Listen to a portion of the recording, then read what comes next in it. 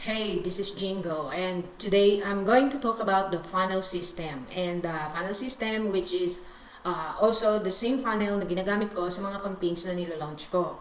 I got this from my foreign coach, and I'm also using it and applying it to my own campaign. So, here we go. Businesses are using offsite and onsite, okay? So, offsite is where they do the selling. Alam niyo yung mga sa call centers, they have inbound calling, they do outbound calling, then meron silang marketing department, meron silang iba't ibang department that they do off-site. Hindi sa website link ginagawa. So, they call it off-site. So, yung fulfillment, especially kung brick and mortar sa yung business, there's also, the fulfillment also has to be done sa off-site, no? Now, yung sa on-site naman, what these call center people are doing is kapag sell na sila doon sa calling na ginawa nila, they will do the closing sa on-site. Doon naman sa loob ng website nila ginagawa. So that's what people do in the old times. Meron silang mga departments that does different things for a business at meron din pong nag-handle ng kanilang website. Well, this time iba na. Particularly in the business, in the internet business world, marami po ang gumagamit ng Facebook ads. Although sa totoo lang, masakit sa ulo sa Facebook sa panahon ngayon, masyadong napaka-unreasonable, pero wala tayong magagawa.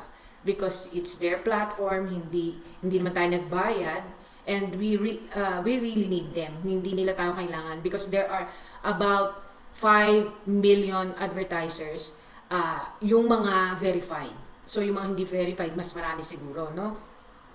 Anyway, we do offsite and onsite as of the moment. Sa panahon ngayon, ginagawa pa rin natin sila. But, offsite, hindi na masyadong maraming tao yung nagtatrabaho para sa atin. We can start a business without hiring call center agents or call center businesses. All we have to do is place a campaign on Facebook, let it run, and then off-site po yung nangyayari because it's not inside our website, okay? So still, yung Facebook is off-site. So what people will do is they're gonna view the ad, they're gonna click it, and then they will be redirected to our website, and there is where we do everything.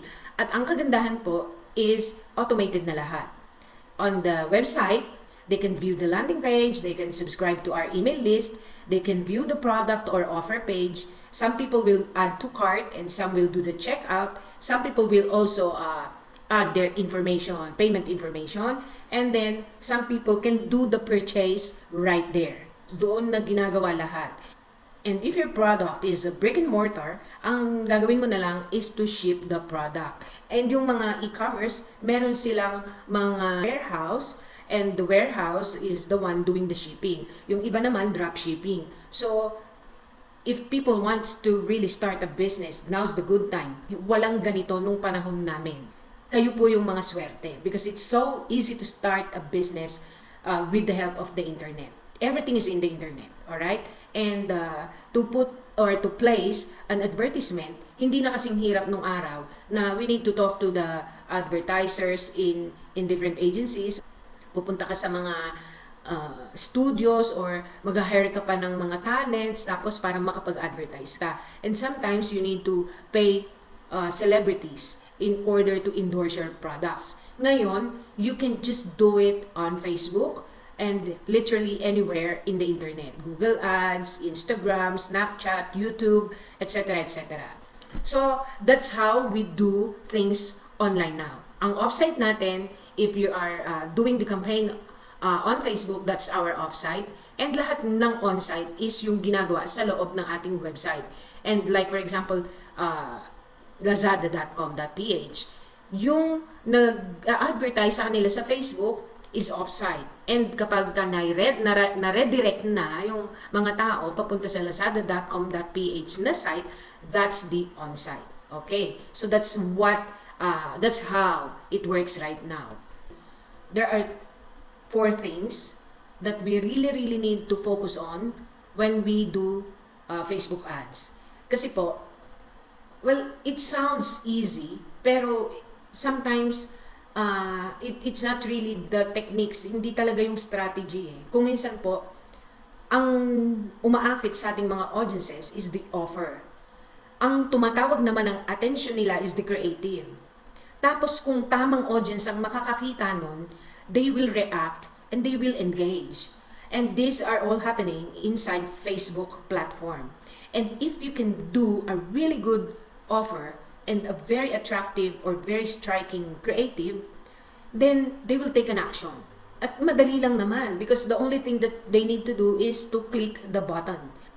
If you can make the person stop their scrolling kasi attractive yung iyong creative and yung offer mo is ang hirap tanggihan, they will definitely click that. Okay? So that's the first thing that we need to do or we need to focus on. And if the right audience see that ad, there's a really big possibility that they will take the action and they will buy your product. Or if you are running a lead gen campaign, they're going to submit their information. And the good thing about that, kahit hindi pa sila bumili on the first click, pwede natin silang i-retarget. That's the good thing about Facebook. Ang mahirap lang talaga kay Facebook ngayon is perhaps they're having trouble internally.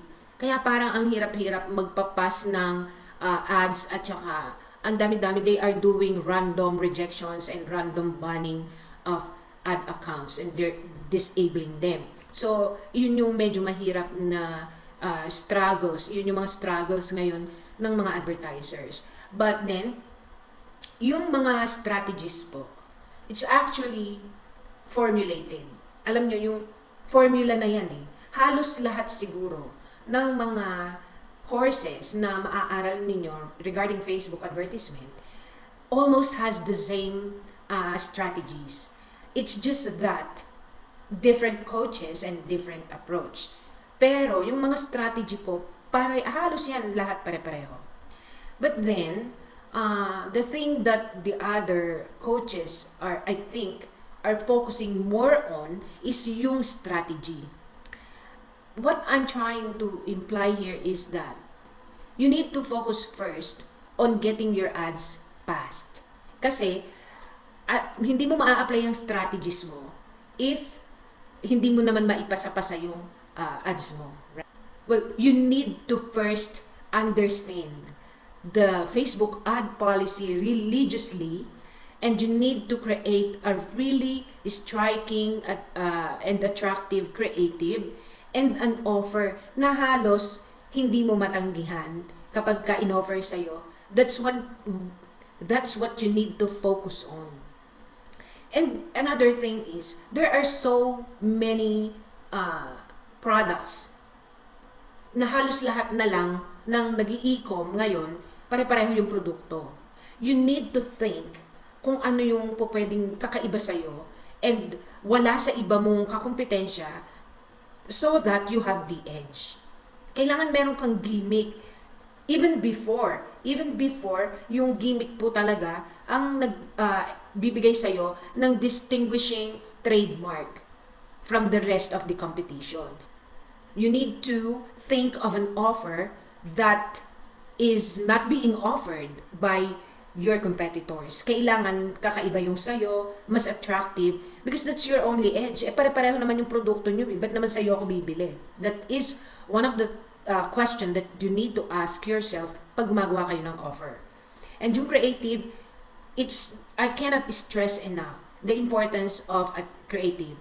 Kasi the first thing that people will see is yung creative. So pag napukaw mo yung kanilang attention, that's the time they will go over your headline and then straight to your ads. At kapag napaka-convincing ng iyong ad, that's the time they're going to take the action. They're gonna click the ad, they're gonna go to your website, and there is where the rest of the process is going to happen. You're going to target or you're going to find the right audience. Kapag nagtitest ka, ito pa lang yung gagawin mo, no? You need to find the right audience. You need to have a very good offer, a very good creative, so you can get your audience attention to take an action para i-click yung button.